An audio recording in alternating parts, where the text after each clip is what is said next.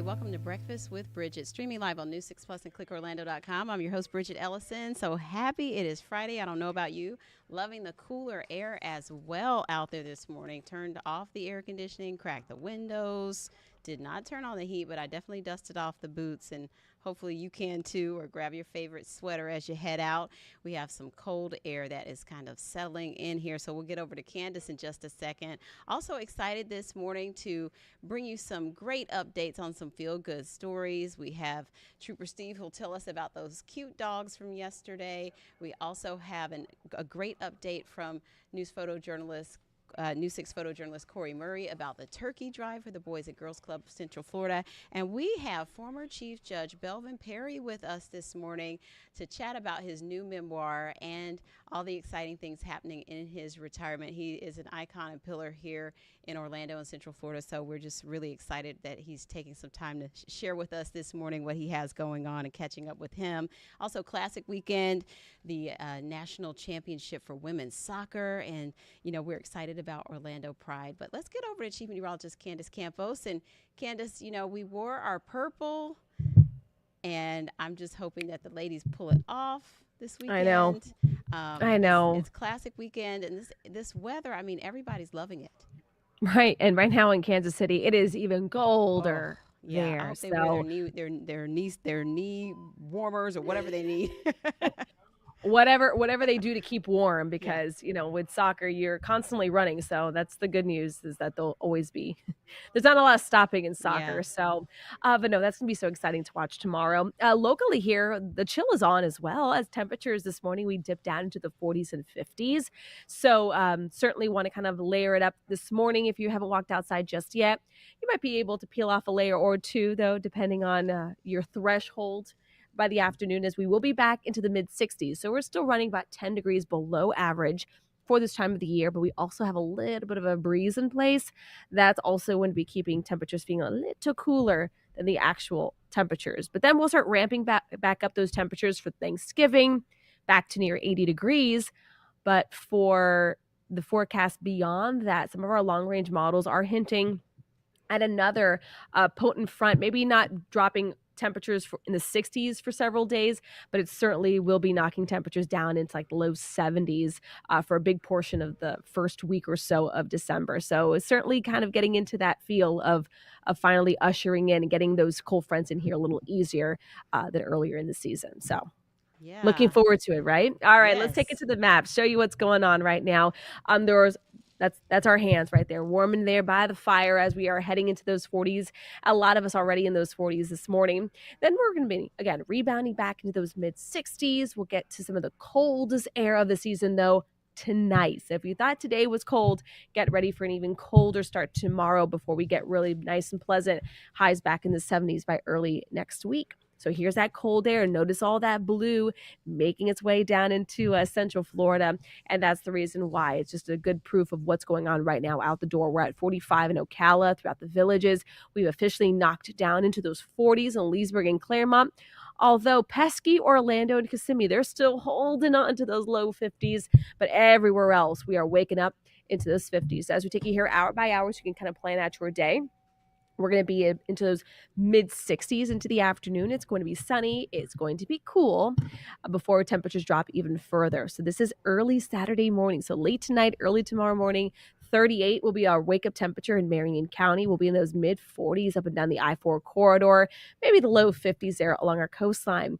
But the winds are going to weaken a bit into the evening tonight, and temperatures will also be dropping into the 30s. So the combination of that will give some opportunity for some frost to develop in Marion, Sumter, Inland, Volusia, Flagler, Northern Lake County by early Saturday morning. So there will be a chance for that. But then as we fast forward the clock to Thanksgiving, which is next Thursday, temperatures could be nearing about 80 degrees or so by the afternoon. Overnights will be into those 60s. So around dinner time, maybe an early dinner, depending on what time you do Thanksgiving, will be into those 70s. So as we get results here, the full 7-day forecast, staying in the 60s again tomorrow afternoon. Then we'll start rebounding those temperatures back to normal come Monday and Tuesday. Thanksgiving looking dry. And then it looks like on Friday, maybe Saturday, the first kind of weekend of December, we will have that potential of getting that next cold front in, which will kind of reinforce the cooler air that we're experiencing now. I'm really looking forward to enjoying this weather, Candace. The kids Mhm. loved it yesterday. I know yours did too. Oh yeah, yeah. It's just so nice. I'm gonna be honest, we went to the store to we always get a fresh tree every year. It's kind of the family tradition. And we got there and the trees are all there and they smell great and they're beautiful and there's a selection. But then we were looking around Mm-hmm. and there's nobody. Like we were the Oh, only ones in the tent. There was nobody working the tent. There was no, normally you hear the chainsaw going and oh the cars yeah. are So nothing. And then my husband and I are looking at each other, we're like, I think it might be still a little too early. I mean, I'm not the like they biggest didn't green have the little thumb. shaker thing and the trimmer and the I bag mean, they and the. had that all out. Okay. They were ready to sell. It's just it felt a little too early. So we Okay. backed off, and instead we went to the park and then we went home and made some hot cocoa. So we So still enjoyed the weather, but you're gonna aim for before Thanksgiving to grab this tree, or you're just gonna wait I till think I think I'm after just gonna now? wait for the first weekend of Mm-hmm. December because Yeah. I'm not a very good green thumb. I really try to keep my tree watered. Yeah. But, other than, like, the actual humans and pets in my house, plants don't survive very long, Well, you so I tried. think we're You tried, yeah, but yeah, yeah, we try. trust your gut. Yeah. So, I mean, just enjoy it. The weather is going to be nice today and throughout the rest of the week, so Great. Well, Candace, thank you so much. We love this weather. We will enjoy it, and I know Trooper Steve is good. standing by. He is enjoying it, He's in his and vest already. yeah, he's rocking the vest. And Mhm. Steve, are you there? Are you? Are you? He's not. He's not there. He is there. There you are. I'm logged in. There you are. Okay. Yeah. So we had this. I really just wanted to start with the best thing, which was Zelda and Hilda, who I nicknamed Thelma and Louise, and Yeah, so I that was found so out they sweet. were named after names off of Sabrina the Teenage Witch. Okay. Oh. Yeah, I had to do some research on that. I had no idea, but yeah, so it's not. This is the first time that we have had two dogs. I've read so many times about Look at them. bonded pairs when you like are looking online and you're just wondering Mm-hmm. what is a bonded pair? Well, Right. allow me to introduce you It's to a Hilda package and deal. Zelda. Package deal here. They are senior dogs, up to about 10 years old, they think. They were found a little over a month ago together. Based off of wear and tear on them, look, Mm-hmm. these girls have been on the street for quite some They're time. healthy. But they have received all their shots. They've been tested for everything, and they're basically pretty healthy dogs. Obviously, a little skin conditions here and there from Mm-hmm. allergies, but spending the day with them was amazing yesterday morning. But Bridgett, it's it's the magic that we do here that really just look Aw. at the paw. Oh my Shake. gosh, my heart is broken here, I but don't know it how was you don't take them mended. home, but I would need a farm. I oh, would have to get maybe you guys to chip in so we could have a new six rescue. But let me tell you, if they could talk, Rhonda, you know. Yeah. So tell yeah, us, Rhonda, Miss Rhonda. Miss Rhonda showed up yesterday at the end of our stream, and when Oh. she got there, one of the volunteers came out and go, "There's a lady here to see the dogs," and I was like, "Bring her back here." So she comes back there, and I go, "Ma'am, uh, well, what are you doing here?" She goes, "Well, I'm not here to see you." Oh. It just with like this smile on her face, Yeah. and I knew she was there to see the dogs. I go, "Well, how'd you hear about this?" She goes, "Well, you told me about them." And my heart was so full, Bridgett, Oh. because it was basically our viewers are constantly helping us out. And that's what happened here. She saw us talking about these dogs. She recently uh, had lost her two Rottweilers Oh. and that she had taken care of for years. And I was a little Mm. concerned because, she is an older woman, but Mm-hmm. and these are kind of rambunctious, youthful dogs The in theory, girls. right? Yeah. The girls. So now she took these two puppies home yesterday. Orange County Animal Services posted on their social media a nice reel of the interaction and me giving Rhonda a big hug. Oh, But wonderful.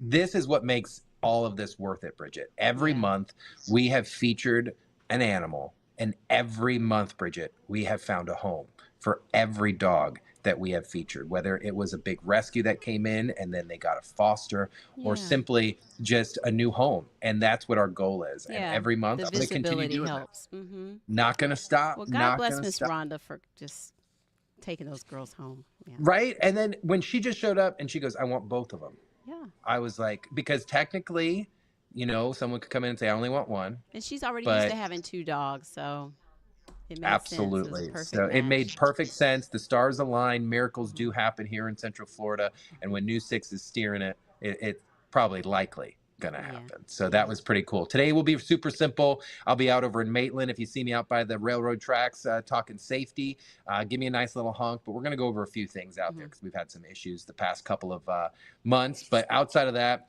I can give you quick traffic. Okay. Roadways are great this morning, Bridgett. No major issues out there. Other than this one's been lingering, but it's not slowing you down. That right lane's going to be closed until they can get this dump truck out of there. 95 southbound at the 169. This puts you down in the Grant Valcaria area. But your I-4 drive time is about 22 minutes average in both directions, which is really good for a Friday. The map showing no major delays in the downtown metro area. Even Hunters Creek, you guys are looking real nice this morning along 417. You have that routine backup northbound along John Young Parkway. But things aren't even that bad out in the attractions. It clears up right after you pass 429 and the nice little transition area over in Claremont. Obviously, a little delay there on the turnpike, but you're going to be good to go this morning as long as you increase that following distance. Get out there, enjoy your weather. Chief Meteorologist Candace Campos just serving it up to Mm-hmm. us this morning. And I think that's all I got. I'll be hosting a huge event tomorrow night for IBA, which is the Indian American Bureau Business Association. About 1,000 people in attendance for that. So it's going to be a great time over at Rose and Shingle Creek. And then I'll Oh, see you yeah. Monday. All right. Super. Thank you, to receive. See ya. See you soon. We're going to take a quick break and we will be back with former Chief Judge Belvin Perry to talk about his new memoir. Keep it here.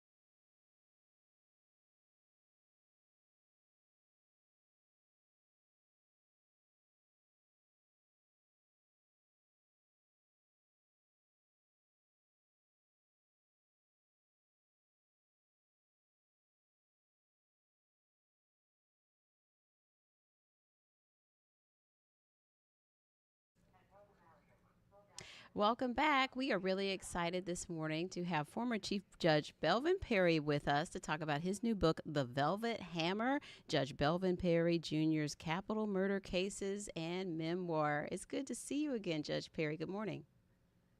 Good morning, Bridget. Last time I saw you was a few years ago. We met up over at Morgan and Morgan as you had, retired from the bench, and then you were pursuing your dreams of, being a personal injury attorney. And so now this next step is retirement. How have things been lately?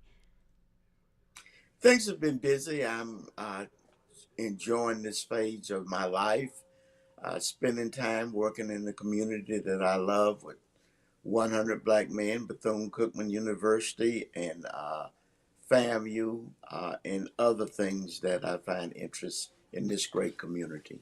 We were talking about it being Classic Weekend and that you sort of have to ride the fence there with both of the teams because you're involved with both schools really closely.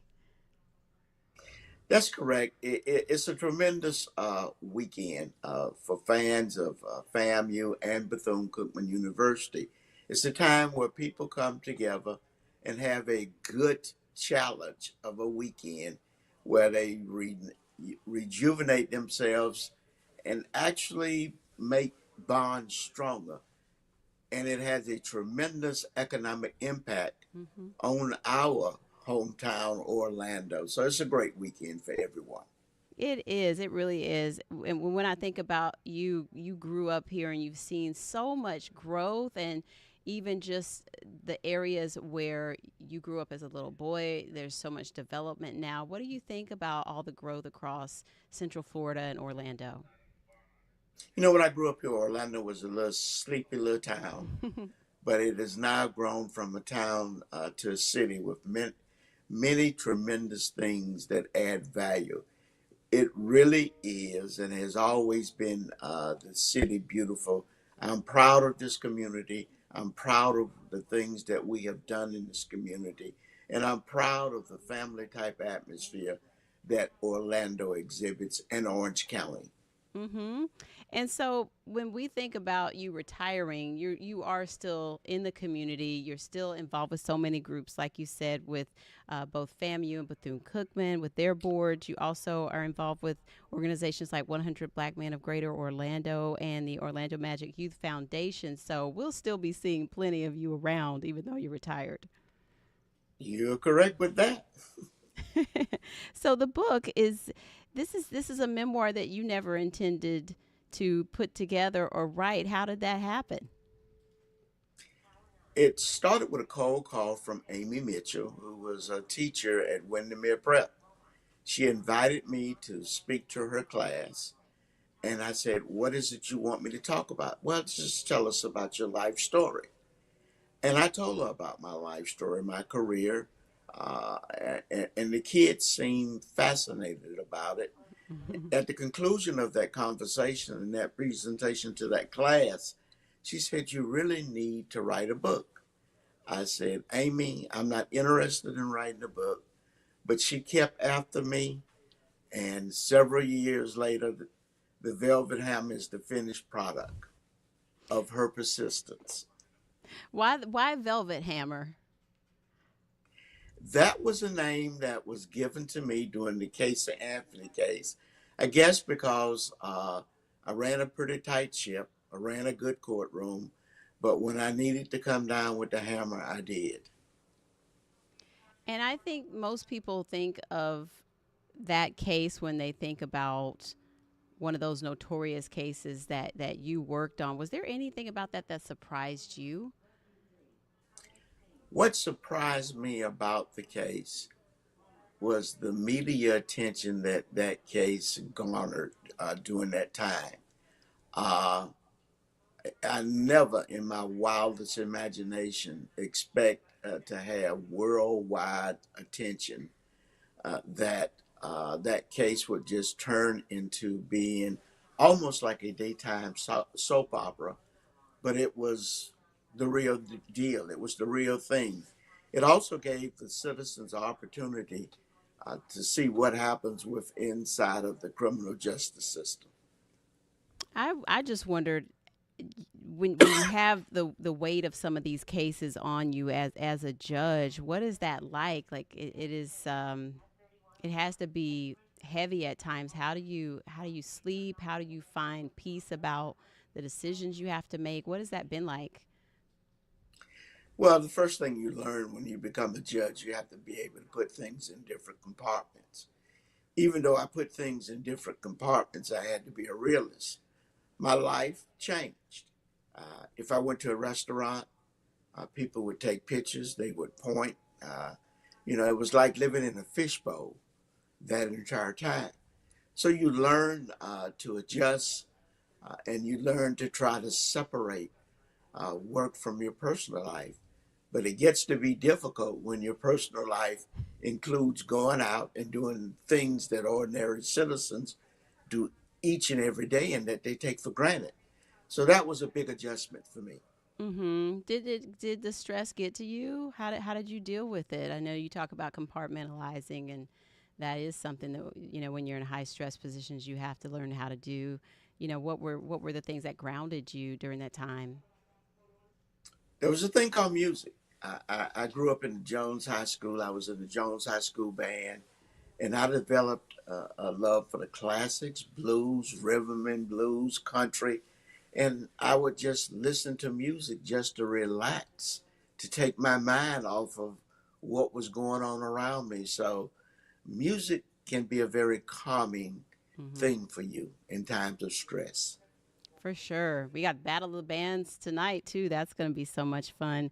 When you talk about your career, and especially when you talk to young people who maybe aren't sure what they want to do, how do you explain having a dream job or having different dreams or different goals and pursuing those over the span of your life?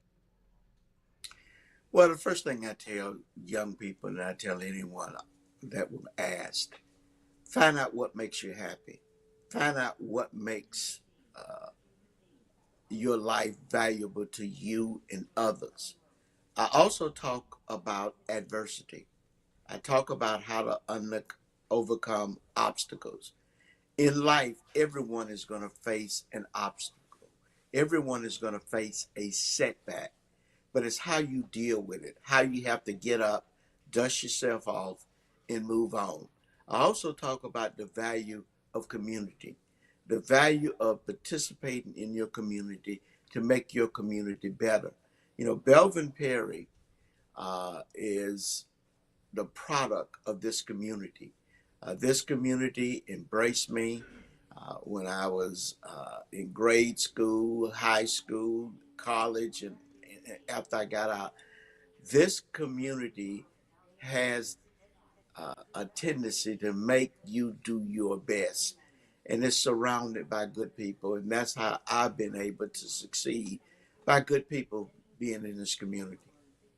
And when you set out in your career at first, it wasn't necessarily to to start in a certain track. Like you continued to pursue your goals even after you left the bench. So, what is it that people might not know about you when they look at, that persona of, Judge Perry, who was with the Casey Anthony trial, versus, former Chief Judge Perry, who's now retired and has done all these other things that he wanted to pursue. How do you tell people to pursue those other goals that they might have, even if they've accomplished so much already?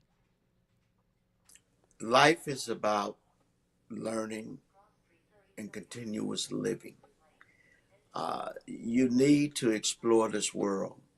If you take the opportunity to read, to look, to travel, you will find new adventures. You will find new things that need to be done. And learning is a lifetime commitment. And I Mm-hmm. encourage people to continue to learn. And you learn a lot by giving back. You learn from other people. And that's the beauty of this community. Mm-hmm. There are millions of opportunities for you to grow, for you to give, for you to learn. And when you give, you get back. And Yes. that's what I like to encourage people. Become involved. That's right. That's right. And so we will see you around some of these different activities around town. And so you're looking forward to working on your golf game too, I hear. Yes, ma'am. I've finally gotten the clearance to get back to playing golf, and it is relaxing, Bridget. And the Mm-hmm. greens around Central Florida are beautiful, Mm-hmm. and this is nice golfing weather now. It's not hot, it's not humid, it's just right. And how can we keep up with the book, or if you'll be doing any book signings or any appearances? How can we keep in touch with you? We've had one book signing. We will probably have more. Amy Mitchell, the co-author of this book, she has the website. And I will be honest with you, I don't follow social media, That's okay. uh, but but if you Google the Velvet Hammer, it would take you to where you need to go. Awesome. Well, we look forward to everything else you have in store and appreciate you sharing your story and your time with us this morning, former Chief Judge Belvin Perry. Good to see you. Thank you, Bridget. Thank you. Take care.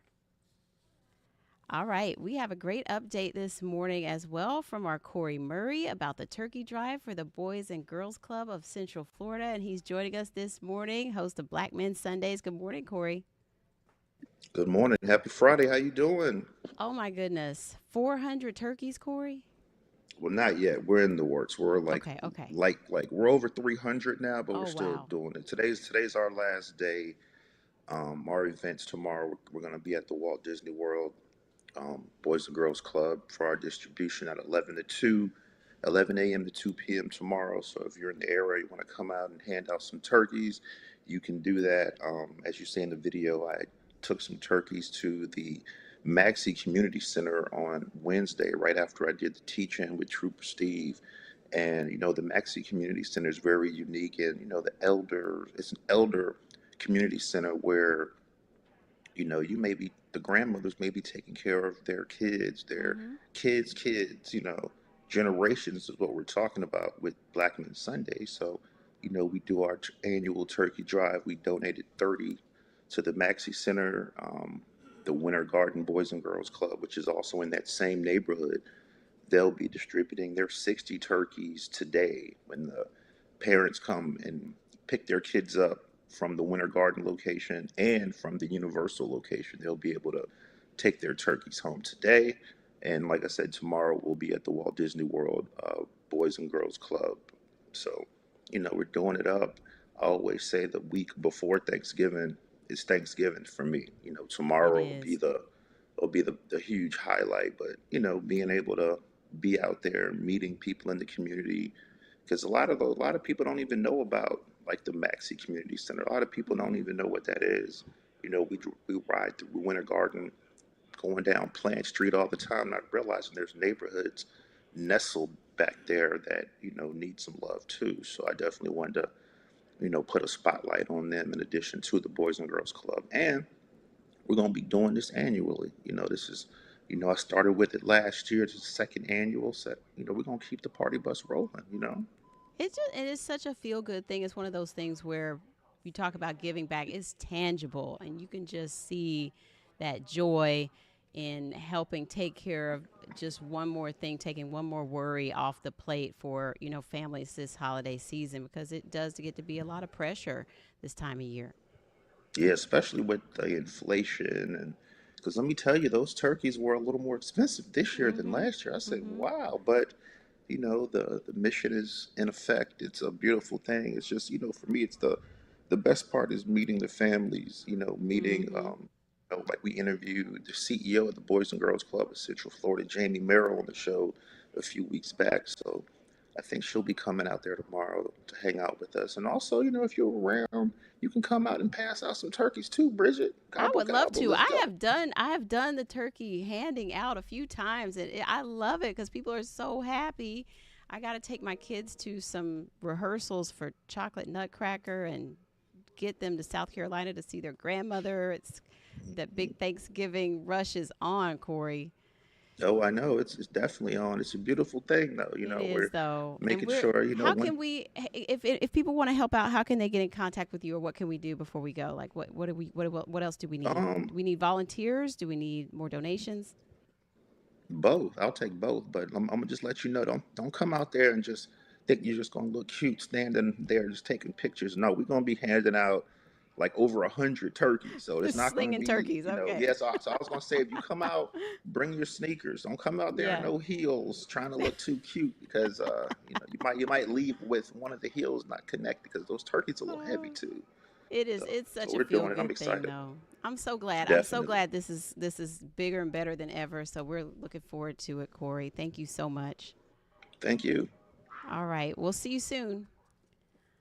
All right, we have to go. We are out of time. Kathleen says we're out of time, but I want to wish everyone a happy Thanksgiving, and just, being thankful for everything that you have is so important. Gratitude is so important. But you can check out the Angel Tree information also on clickorlando.com. We're halfway there. That's clickorlando.com/Angel Tree. All that's due by December 11th. So take care. I'll see you at noon.